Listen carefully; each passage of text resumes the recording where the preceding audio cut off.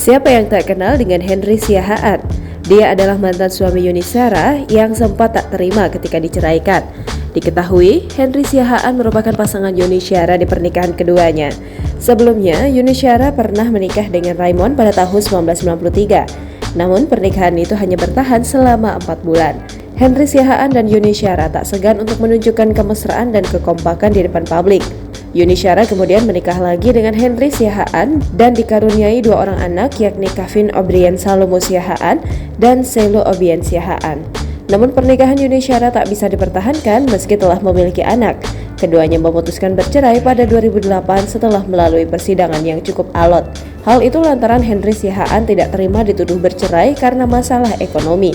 Hal itu dikarenakan dalam persidangan cerainya dengan Yuni Shara banyak yang tak sesuai fakta.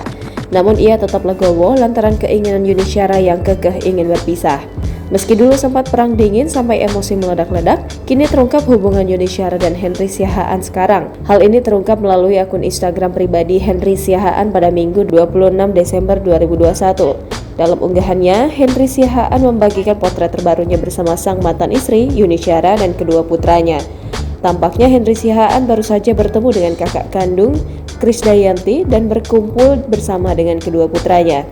Meski sudah berpisah, keduanya masih tampak akrab bak sepasang suami istri. Bagaimana tidak, baik Henry maupun Yuni Shara tak segan untuk menunjukkan kemesraan dan kekompakan di depan publik. Keduanya tampak duduk bersebelahan bak tak ada jarak dengan diapit kedua putranya, Kevin O'Brien Salomo dan Selo O'Brien Siahaan. Keempatnya tampak menunjukkan senyum sumringah bak keluarga harmonis dan adem ayem. Bahkan Henry Siahaan menulis sebuah keterangan yang mengungkapkan soal kebahagiaan saat berkumpul dengan Yuni Shara dan kedua putranya. Jangan lupa subscribe, share, komen, dan like ya!